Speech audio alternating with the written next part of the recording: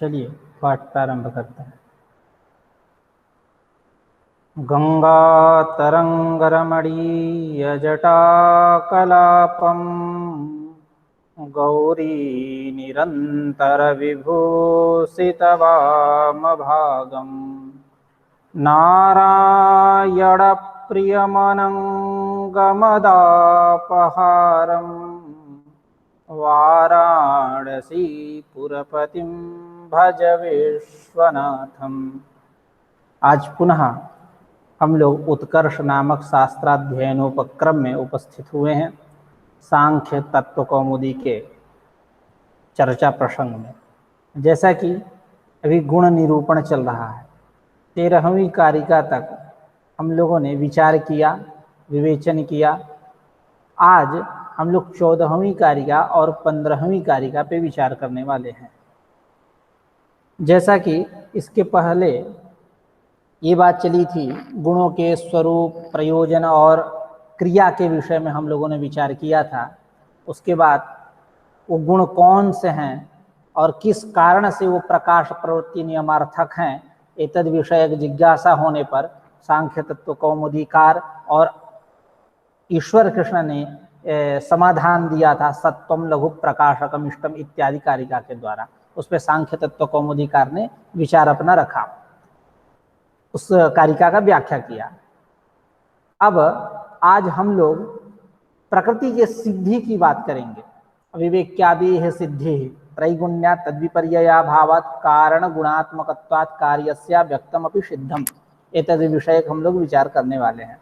इसके अवतरणिका में आचार्य वाचस्पति मिश्र कह रहे हैं, स्यादेतत् अनुभूयमानेषु पृथिव्यादिषु अनुभव सिद्धा भवन्ति अविवेकित्वादयः, ये पुनः सत्वादयः नानुभवपथम अधिरोहन्ति, तेषां कुतस्त्यम अविवेकित्वं विषयत्वं अचेतनं प्रसवधर्मित्वं च इत्यत आह।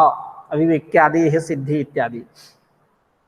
स्यादेतत् कह रहे हैं कि अनुभूयमानेषु पृथिव्यादिषु अनुभव सिद्धा भवन्ति अविवेकित्वादयः।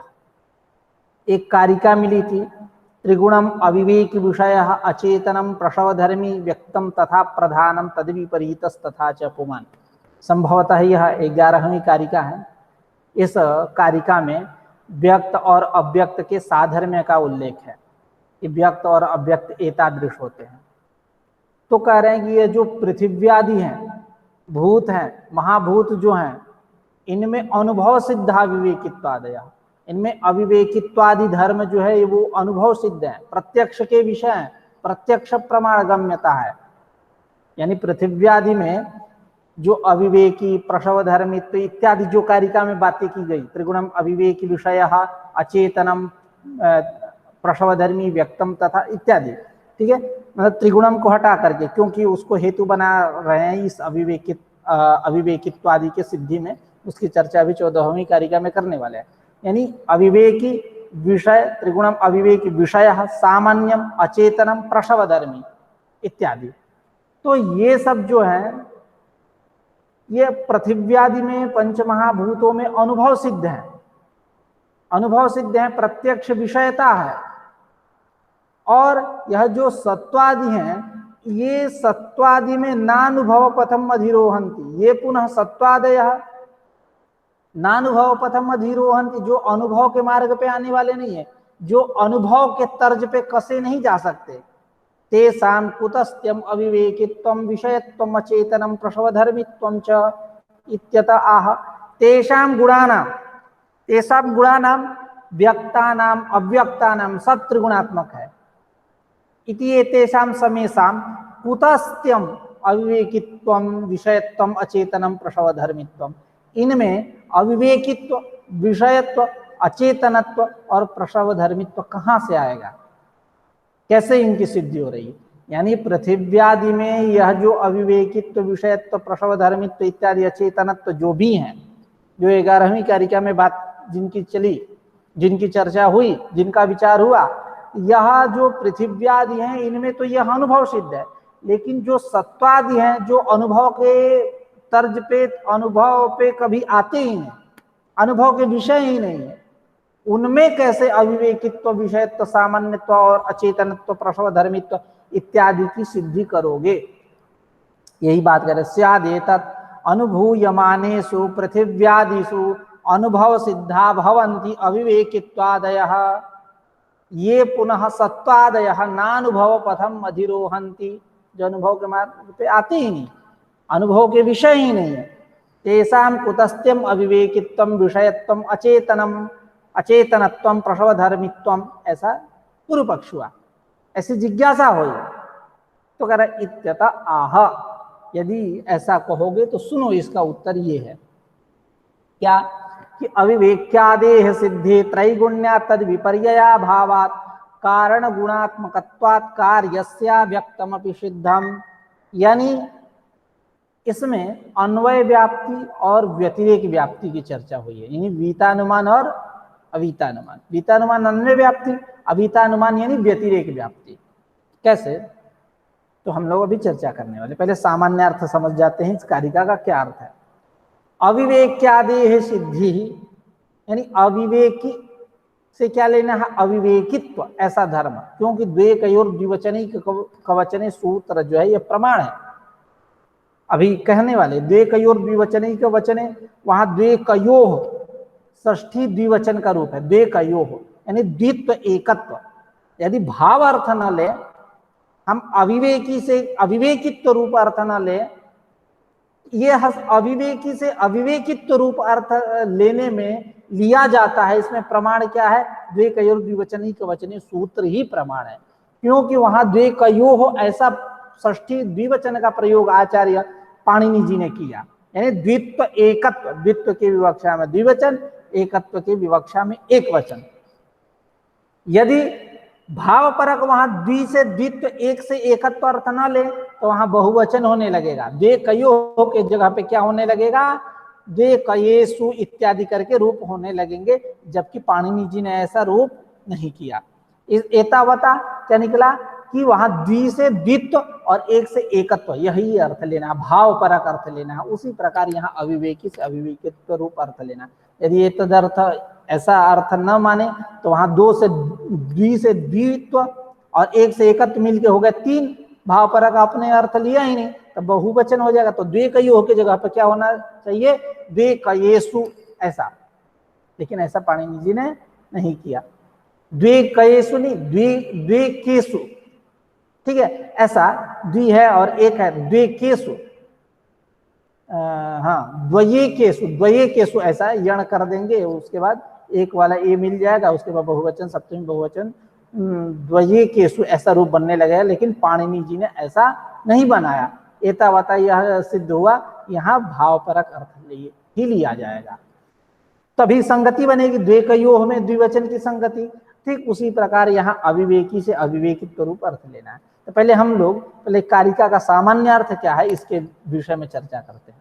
अविवेक्यादेह सिद्धि त्रैगुण्यात्, त्रैगुण्यात् इति हेतु हो अविवेक्यादेह सिद्धि, अविवेकित्व इत्यादि धर्मों की सिद्धि। अविवेकित्व, विषयत्व, सामान्यत्व, अचेतनत्व, प्रसव धर्मित्व इत्यादि, इन सब की सिद्धि कैसे होगी, त्रैगुण्यात् इति हेतु हो, अर्थात यत्र यत्र त्रैगुण्यम तत्र तत्र अविवेकित्वादयः, ऐसा अन्वय व्याप्ति। यत्र यत्र धूमः तत्र तत्र वह्निः, उसी प्रकार यत्र यत्र त्रैगुण्यम तत्र तत्र अविवेकित्वादयः इत्यादि। तो ये अन्वय व्याप्ति है। व्यतिरेक व्याप्ति या क्या, व्यतिरेक व्याप्ति का स्वरूप है, यत्र वह्निर्नास्ति तत्र धूमोऽपि नास्ति। ठीक उसी प्रकार यत्र अविवेकित्वादयः न सन्ति तत्र त्रैगुण्यमपि नास्ति। यथा पुरुषे, जैसे पुरुष में वहां वो त्रिगुणात्मक नहीं है, अविवेकित्वादि नहीं है, इसलिए वो त्रिगुणात्मक नहीं है। यह व्यतिरेक व्याप्ति, उसी को कह रहे हैं अविवेक्यादेह सिद्धि त्रैगुण्य, त्रैगुण्यातिथि हेतु हो अविवेक्यादेह सिद्धि तद विपर्यया भावात।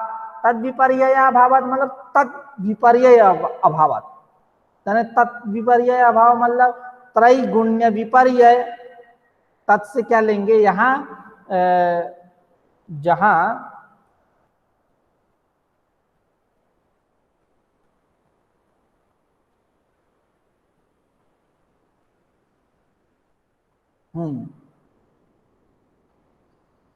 हाँ ये तद विपर्यया भावात मतलब यत्र अविवेकित्वादयः, जैसा कि वही व्यतिरेक व्याप्ति। तो तद विपर्यया भावात तेषाम तेषाम अविवेकित्वादीना, जहां ये नहीं है वहां त्रैगुण्यम अपि नास्ति, त्रैगुण्य भी नहीं है। तो तद विपर्यया भाव, क्यों ऐसा कह रहे हैं? क्यों? क्योंकि कार्य कारण गुणात्मकत्वात् कार्यस्य अव्यक्तमपि सिद्धम, क्योंकि कारण गुणात्मकत्वात् कार्यस्य, कार्य जो है कार्यस्य मतलब कार्यादेह, कार्य से घटादेह सुख दुख मोहात्मकस्य, ये कैसे है? सुख दुख मोहात्मक है। घटपट इत्यादि विषय जो है ये कैसे है? सुख दुख मोहात्मक है। तो कारण गुणात्मकत्वात् कार्यस्य, कार्यस्य घटादेह सुख दुखात्मकस्य, ऐसा जोड़ेंगे पद, पद एक एक जोड़ेंगे तब और स्पष्ट हो जाएगा। कार्यस्य यानी घटादेह सुख दुखात्मकस्य कारण गुणात्मकत्वात्, वो कारण के गुण वाला, कारण माने प्रकृति, अव्यक्त, यह प्रकृति कारण गुणात्मकत्वात्। किस प्रकार? अव्यक्तमपि सिद्धम, अव्यक्त की क्या होती है? सिद्धि होती है। अब इसी बात को अब यहाँ स्पष्ट करेंगे सांख्य तत्व कौमुदीकार आचार्य वाचस्पति मिश्र अपने शब्दावली में। ठीक है। अविवेक्यादेह इति, अविवेकित्वम अविवेकी, यहाँ अविवेकी का अर्थ क्या? अविवेकित्व। यथा द्वेकयोर्द्विवचनैकवचने इत्यत्र द्वित्वैकत्वयोः इति, अन्यथा द्वयेकेषु इति स्यात्। जो बात मैंने कहा पूर्व में वही कि अविवेकित्वम अविवेकी, अविवेकी पद से किसको लेना? अविवेकित्व। यथा द्वेकयोर्द्विवचनैकवचने इत्यत्र, यहाँ द्वित्वैकत्वयोः, द्वेकयोर्द्विवचनैकवचने, द्वेकयोः का अर्थ क्या है? द्वित्वैकत्वयोः इति, अन्यथा यदि ऐसा अर्थ आप न ले, भाव परक अर्थ न ले, तो क्या प्रयोग बनेगा? द्वयेकेषु, ऐसा रूप बनेगा। द्वि एक यण कर द्वयेक बना लीजिए, उसके बाद बहुवचन में द्वयेकेषु, ऐसा। लेकिन पाणिनि जी ने ऐसा नहीं किया। एतावता क्या स्पष्ट बात क्या निकली? यह बात हुई कि यहाँ भाव परक आप अर्थ लो। ठीक है। कुतः पुनः अविवेकित्वादेह सिद्धि इत्यतः आह त्रैगुण्यात् इति, करें कि किस हेतु से आप अविवेकित्वादि की सिद्धि कर रहे हो? तो कह रहे हैं सुनो, इत्यतः आहत, आपको यदि ऐसी जिज्ञासा होगी तो उसका समाधान सुनो। त्रैगुण्यात्, त्रैगुण्यात् इति हेतु हो अविवेकित्वादयः सिद्धाः भवन्ति, ऐसा कि अविवेकित्वादि की सिद्धि होगी। यद यद दुख, यद यद दुख सुख दुखात्मकम तत्तद अविवेकित्वादि योगी यथा इदम अनुभूयमानम व्यक्तमिति स्फुटत्वात् अन्वयः नोक्तः। ये अन्वय व्याप्ति एकदम अत्यंत स्पष्ट होने के कारण उसका शब्दशः यहाँ आख्यान नहीं हुआ। कहना है कि यद यद सुख दुख मोहात्मकम, जो भी सुख दुख मोहात्मक है, सुख दुख मोहात्मक यानी सुख स्वरूप मतलब सत्व रज तमात्मक, ऐसा जो भी सुख दुख मोहात्मक है, तद अविवेकित्वादि योगी, वह जिसको यद से पकड़े थे उसी को तत् से, वह अविवेकित्वादि योगी यानी अविवेकित्वादि धर्म से युक्त है। यथा इदम अनुभूयमान, जैसा कि यह अनुभव होता है व्यक्त। यह व्यक्त कैसा? सुख दुख व्यक्त मतलब प्रकृति के कार्य कैसे हैं? सुख दुख मोहात्मक है, इसलिए कैसे है? अविवेकित्वादि धर्म युक्त है। इति स्फुटत्वात् अन्वयः नोक्तः, ये अत्यंत स्पष्ट होने के कारण अन्वय व्याप्ति उसका यहाँ शब्दशः आख्यान नहीं हुआ। व्यतिरेकमाह, व्यतिरेक व्याप्ति को कर तद विपर्यया भावात।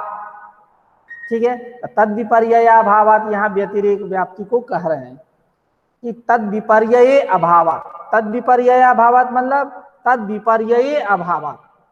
तद विपर्यय यानी अविवेकित्वादि विपर्यये पुरुषे त्रैगुण्या भावा, जैसा कि शब्द हम लोग सामान्यार्थ के प्रसंग में इस विषय का विचार, इस विषय पर विचार किए कि तद विपर्यय यानी तद विपर्यय मतलब जहां यत्र अविवेकित्वादयः न सन्ति तत्र त्रैगुण्यमपि नास्ति यथा पुरुषे, जिस प्रकार उसी को कह रहे हैं कि अविवेकित्वादि विपर्यये व्यतिरेक व्याप्ति, यत्र वाहनीर्नास्ति तत्र धूमोऽपि नास्ति, यत्र अविवेकित्वादयः न सन्ति तत्र त्रैगुण्यमपि नास्ति। उसी प्रकार तो तद्विपर्य व्यतिरेकमाह तद्विपर्यये अभावात् इति अविवेकित्वादि विपर्यये। कहाँ? पुरुष, उसमें अविवेकित्वादि नहीं है। अविवेकित्वादि विपर्यये पुरुषे त्रैगुण्याभावात्, उसमें त्रैगुण्य नहीं है, उसमें त्रैगुण्य नहीं है। क्यों? जहां बहनी नहीं है वहां धूम भी नहीं है। उसी बार यत्र विवेकित्वादयः न सन्ति तत्र त्रैगुण्यमपि नास्ति। ये पुरुष में अविवेकित्वादि नहीं, वो विवेकी है।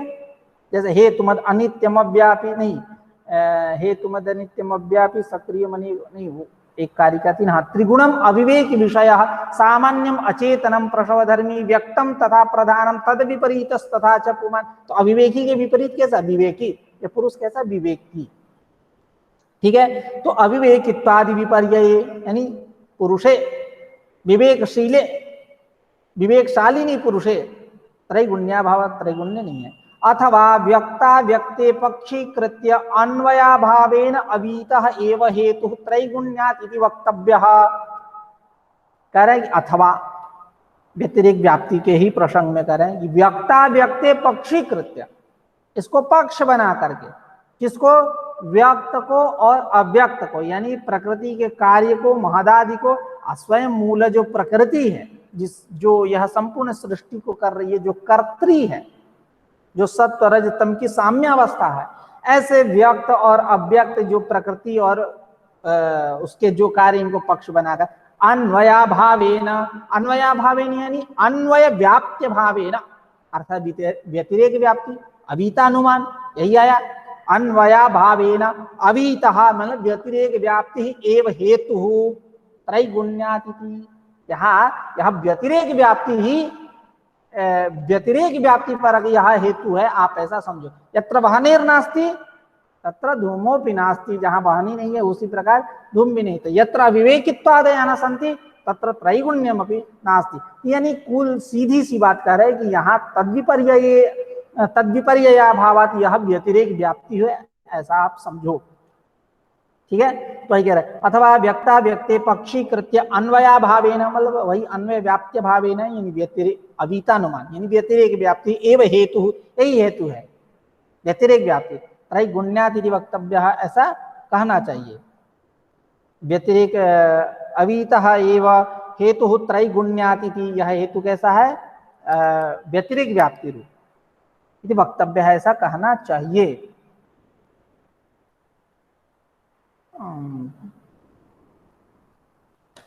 त्रैगुण्यात् इस पद के द्वारा व्यतिरेक व्याप्ति। आगे स्यादेतत् व्यक्त अव्यक्त सिद्धौ सत्यां तस्य अविवेकित्वादयः धर्माः सिद्ध्यन्ति।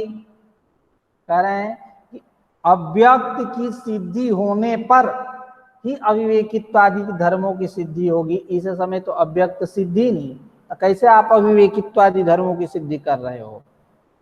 नहीं कह रहे। स्यादेतत् अव्यक्त सिद्धौ सत्याम, अव्यक्त की सिद्धि होने पर तस्य अव्यक्तस्य अविवेकित्वादयः धर्माः सिद्ध्यन्ति, अविवेकित्व इत्यादि धर्म उसके सिद्ध होंगे। अव्यक्तमेव तो अद्यापि न सिद्ध्यति, इस समय तो अव्यक्त ही सिद्ध नहीं है। अव्यक्तमेव तो अद्यापि न सिद्ध्यति तत्कथम अविवेकित्वादि सिद्धि, तब कैसे अविवेकित्वादि की सिद्धि होगी? इत्यतः आह। इस प्रकार यदि आपको जिज्ञासा हो, प्रश्न करो, तो उसका समाधान सुनो। कारण गुणात्मकत्वात् इति, कारण गुणात्मकत्वात् कार्यस्य अव्यक्तमपि सिद्धम भवति, ऐसा अव्यक्तमपि सिद्धम, ऐसा कारिका में कहे थे। यानी पुनः एक बार पूर्व पक्ष कर लेते हैं। कह रहे हैं कि अव्यक्त की सिद्धि होने पर ही उसके अविवेकित्वादि धर्मों की सिद्धि होगी। यहाँ अभी इस समय अव्यक्त ही सिद्ध नहीं है, तब कैसे उसके अविवेकित्वादि धर्मों की आप सिद्धि कर रहे हो? इत्यतः आह। यदि आप ऐसा कहो तो सुनो उसका उत्तर। कारण गुणात्मकत्वात्, उसी को कह रहे हैं। स्यादेतत् अव्यक्त सिद्धौ सत्यां तस्य अविवेकित्वादयः धर्माः सिद्ध्यन्ति अव्यक्तमेव तो अद्यापि न सिद्ध्यति तत्कथम अविवेकित्वादि सिद्धिः इत्यतः आह। कारण गुणात्मकत्वात् इति अयम अभिसंधि, अभिप्राय बता रहा है ये कारण गुणात्मकत्वात् को लेकर के। क्या कि कार्य जो है, कार्यस्य कारण गुणात्मकत्वात् कार्यस्य, कार्यस्य घटादेः सुख दुःख मोहात्मकस्य कारण गुणात्मकत्व, ये कारण के गुण वाले हैं, कारण के गुण वाले, जैसा कारण वैसा कार्य, ठीक है। तो कारण गुणात्मकत्वात् कार्यस्य, उसी प्रकार अयम अभिसंधि कार्यम ही कारण गुणात्मकम दृष्टम, कार्य जो है वो कारण गुण वाला देखा जाता है। जैसे यथा त्वंत्वादि गुणादिकम गुणात्मकम पटादि, जैसे पटादि जो कार्य है यह कैसा देखा जाता है, कारण गुणात्मक। कारण कौन है इनका, तंतु, तद् वैसा ही देखा जाता है। ये नहीं कि अब तंतु से अब घट बना रहा है, ऐसा नहीं।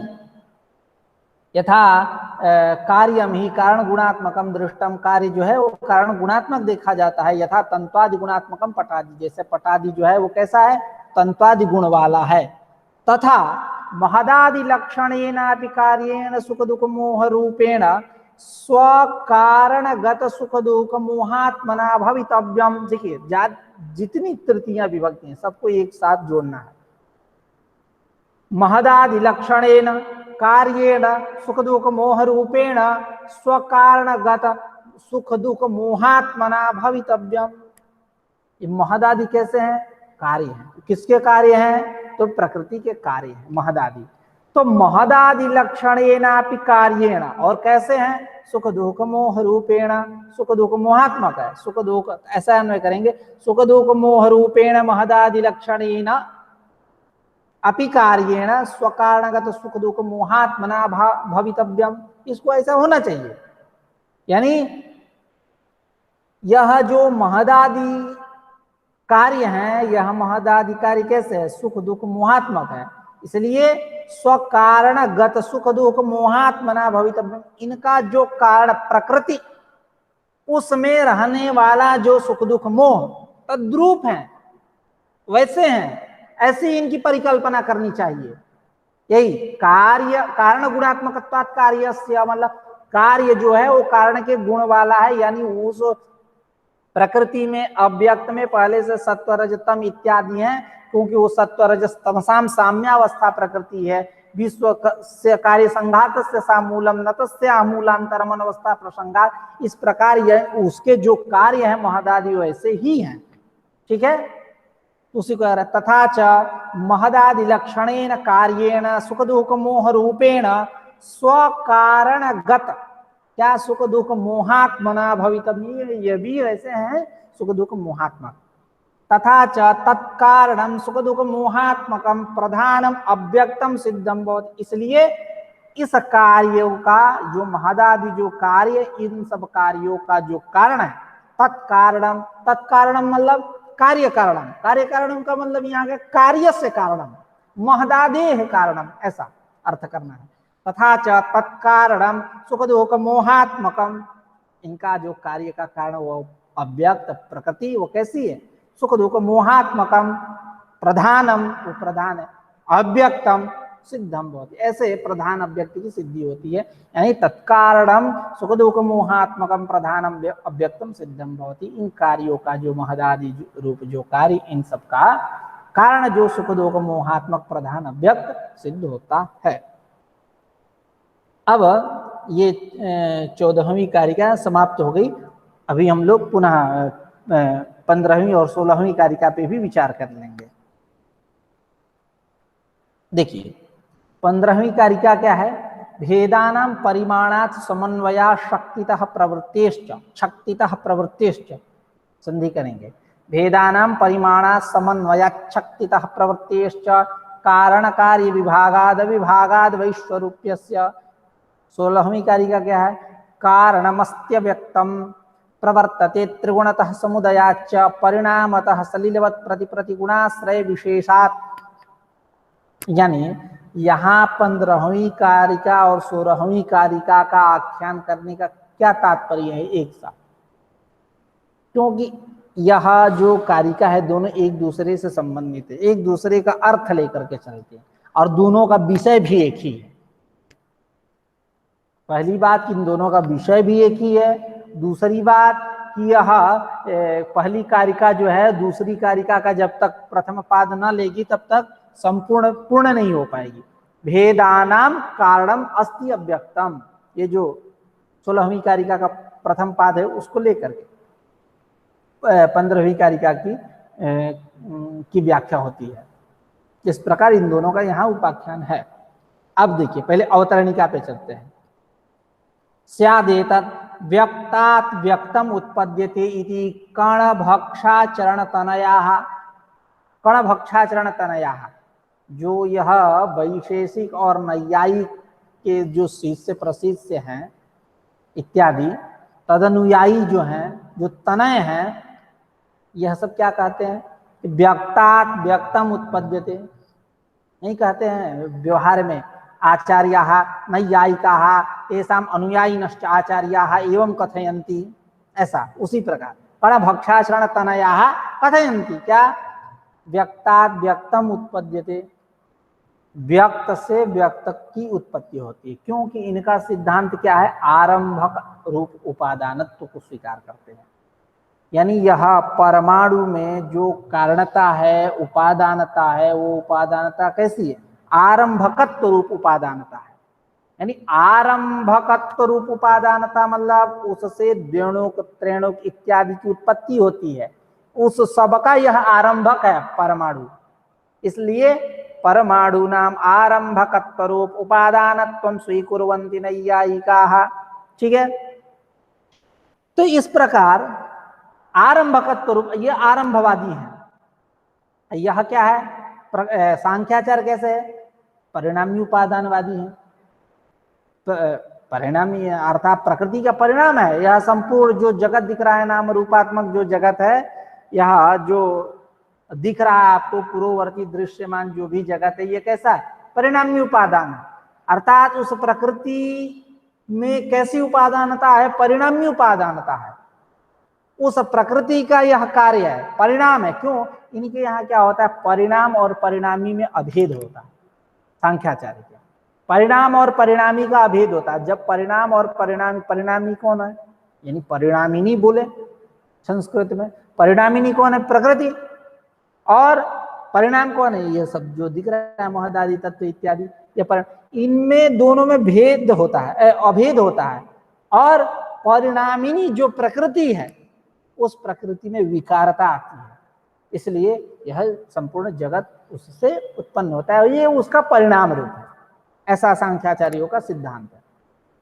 खैर, अब यहाँ पूर्व पक्ष ये बात हो रही है, पूर्व पक्ष की स्थापना हो रही है कि कणभक्षाचरण तनयाः व्यक्तात् व्यक्तम उत्पद्यते इति इत्यन्वयः कर्तव्य है। ऐसा अन्वय कि यह जो वैशेषिक और नैयायिक जो हैं, उनके मतानुयायी जो लोग हैं, ये क्या कहते हैं कि व्यक्त से व्यक्त की उत्पत्ति होती है।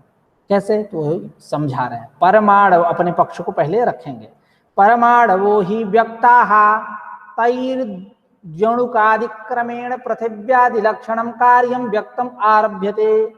यानी परमाणवो ही व्यक्ताः, ये परमाणु इत्यादि कैसे व्यक्त हैं, ये अव्यक्त नहीं है, ये व्यक्त हैं। परमाणवः ही व्यक्ताः तैहि द्विगुणादिक्रमेण, तैहि व्यक्तैहि परमाणु भी, परमाणुवादि भी, इन सब के द्वारा द्विणुकादि क्रमेण, द्विणुक उत्पन्न हुआ, त्रिणुक उत्पन्न हुआ इत्यादि करके द्विणुकादि क्रमेण पृथिव्यादि लक्षणम कार्यम, यानी पृथिव्यादि लक्षणम कार्यम, पृथ्वी पर्यंत लक्षण स्वरूप, पृथ्वी स्वरूपम कार्यम व्यक्तम आरभ्यते। एतादृश व्यक्ति की उत्पत्ति होती है। यानी कहां से उत्पन्न हुई, परमाणु से। यानी परमाणु रूप जो व्यक्त, इस व्यक्त से द्विणुक त्रिणुक इत्यादि करते करते करते करते पृथ्वी तक हम लोगों ने यात्रा किया, पृथ्वी पर्यंत व्यक्त की उत्पत्ति हुई। यानी व्यक्तात् व्यक्त की उत्पत्ति, ये इनका सिद्धांत है। वही कह रहे हैं कि व्यक्ताः परमाणवो ही व्यक्ताः तैर्द्विगुणा द्विणुकादि क्रमेण पृथिव्यादि लक्षणं कार्यं व्यक्तम आरभ्यते। पृथिव्यादिषु च कारण गुण क्रमेण रूपादि उत्पत्ति, और पृथिव्यादि में जो रूपादि की उत्पत्ति होती है, वो कहां से रूपादि की उत्पत्ति होती है, कारणगत रूपादि, जो इनका कारण है। ठीक है, कारणगत जो रूपादि है, वही रूपादि पृथिव्यादि में दिखते हैं और कहीं के नहीं है। तब पृथिव्यादिषु च कारण गुण क्रमेण रूपादि उत्पत्ति परमाणुगत उपक्रमेण, है ना, परमाणुगत कारण, कारण गुण क्रमेण, वही कारण है इनका, मेन कारण तो वही है। तो कारण गुण क्रमेण रूपादि उत्पत्ति, तस्मात् व्यक्तात् व्यक्तस्य तद्गुणस्य चोत्पत्ति ही कृतम अदृष्टचरेण अव्यक्तेन इत्यतः आह। कारण इसलिए क्या निकला कि व्यक्त से व्यक्त की और उसमें रहने वाले गुण की उत्पत्ति होती है। यानी व्यक्त जो परमाणु, इससे व्यक्त पृथ्वी आदि की उत्पत्ति हुई, और कारण में रहने वाला जो रूपादि, उस रूपादि की उत्पत्ति हो रही है पृथ्वी आदि में। अतः कृतम अदृष्टचरेण अव्यक्तेन, इसलिए आप जो कहते हो सांख्याचार्य की अव्यक्त से व्यक्त की उत्पत्ति हो रही है, ये कृतम व्यर्थम, ये आपका ठीक नहीं है। कृतम अदृष्ट गोचरेण, अदृष्ट गोचरेण अर्थ अप्रमाणिकेन, रूपादि विहीनेन, अप्रत्यक्षवता व्यक्तेन अव्यक्तेन, एतादृश जो अव्यक्त, इस अव्यक्त से आप व्यक्त की उत्पत्ति करते हो, ये तुम्हारा ठीक नहीं। कृतम व्यर्थम, उसको करें कृतम अदृष्टचरेण अव्यक्तेन इत्यतः आह। अदृष्टचरेण मतलब जो दृष्ट न हो, मतलब अप्रमाणिकेन रूपादि विहीनेन अप्रत्यक्षवता अव्यक्तेन, ऐसा अदृष्टचरेण अव्यक्तेन, इस एतादृश जो अव्यक्त, इस अव्यक्त से व्यक्त की उत्पत्ति होती है, ये आपका कहना कृतम व्यर्थम इत्यतः आह। यदि आप ऐसा कहोगे तो सुनो इसका समाधान, कारिका के माध्यम से समाधान प्रस्तुत कर रहे हैं।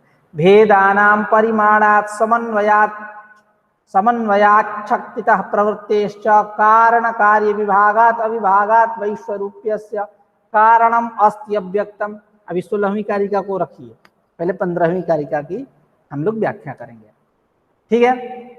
भेदानाम, भेदानाम कारणम अस्ति अव्यक्तम इत्यन्वयः, सारे सब बीच में आ जाएंगे ये ऐसा। भेदानाम कारणम अस्ति अव्यक्तम, यानी भेदानाम का मतलब क्या है, विशेषणानाम, अभी आचार्य वाचस्पति में कहेंगे विशेषणानाम, भूम महदादीनाम, भूम्यंतानाम, महत्तत्व से लेकर के भूमि तक पंच महाभूत जो है, तस्मात् षोडशकात् पंचभ्य पंचभूतानि, पंच तन मात्राओं से जो पंच महाभूतों की उत्पत्ति हो रही है भूमि तक, ठीक है, वही लास्ट है। क्यों, पहले आकाश, उसके बाद वायु, उसके बाद तेज, उसके बाद जल, उसके बाद पृथ्वी, ये क्रम है।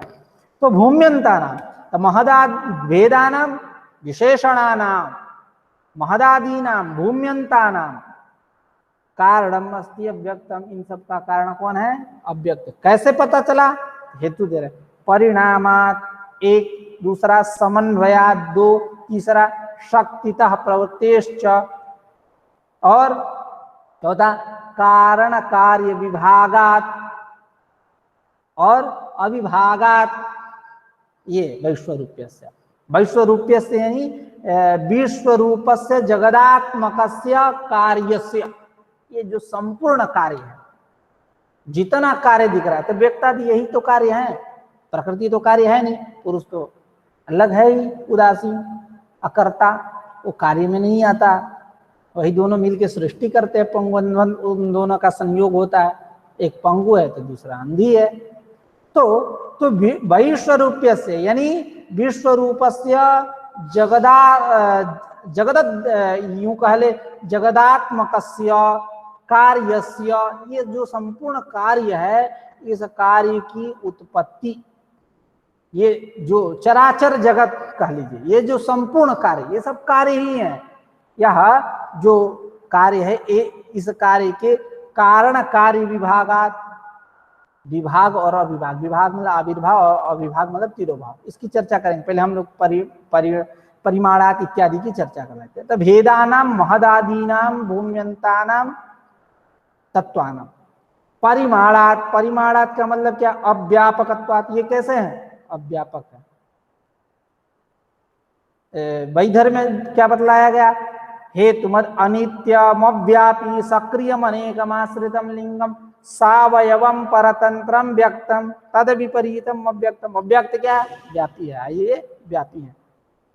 तो परिमाणात, परिमाणात मतलब अव्यापकत्वात्, समन्वयात, समन्वयात मतलब कारण सादृश्यात, साधर्म्य, एक वैधर्म्य एक साधर्म्य, ठीक है। और समन्वयात मतलब कारण सादृश्य, कारण के सदृश है। क्या सादृश्य है? तो 11वीं कारिका, त्रिगुणम अविवेक विषय सामान्यम अचेतनम प्रसवधर्मी व्यक्तम तथा प्रधानम, व्यक्तम तथा प्रधानम आ गया साधर्म, तद विपरीतस तथा जपमान। तो परिणामात समन्वयात शक्तितः प्रवृत्तेश्च, मतलब कारणस्य शक्ति उत्पाद्यमानत्वात्, कारण में रहने वाली जो शक्ति, कारण निष्ठ जो शक्ति, उस शक्ति से उत्पाद्यमानत्वात्, उत्पद्यमानत्वात् उत्पन्न होने वाला, के कारण उत्पन्न होने वाला होने से, ऐसा है ना। ये महदादि कैसे हैं? उस कारण में रहने वाली जो शक्ति उससे उत्पन्न होते हैं। शक्तितः प्रवृत्ति, अभी केवल सामान्य अर्थ कर रहे हैं, इसके बाद हम लोग अभी चर्चा करेंगे। तो परिमाणात, परिमाण अव्यापकत्वात् समन्वयात् कारण सादृश्यात् शक्तितः प्रवृत्तिश्च, यानी कारण से शक्ति है उत्पद्यमानत्वात्, और कारण कार्य विभागात्। कारण कार्य विभागात् का मतलब क्या है?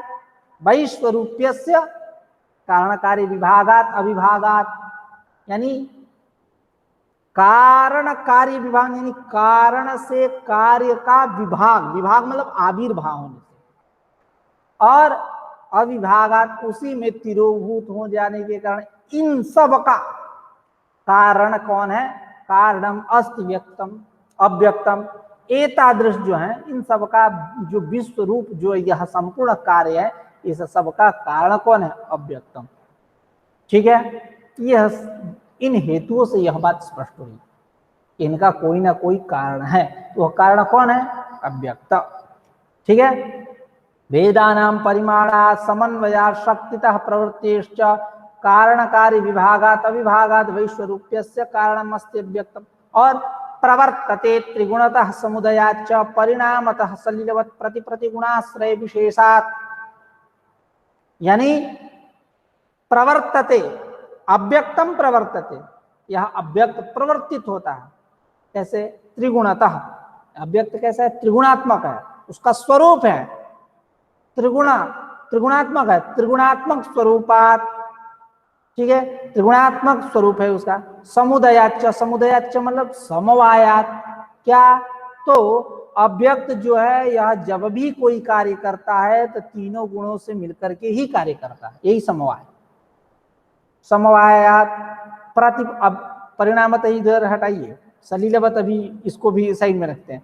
प्रति प्रति गुणाश्रय विशेषात, और एक एक गुणों, जो एक एक गुण उसके जो आश्रय, उस आश्रय से उत्पन्न जो अनेकत्वादि, उस अनेकत्वादि के कारण, यानी यह जो गुण है सत्व रज तम, इन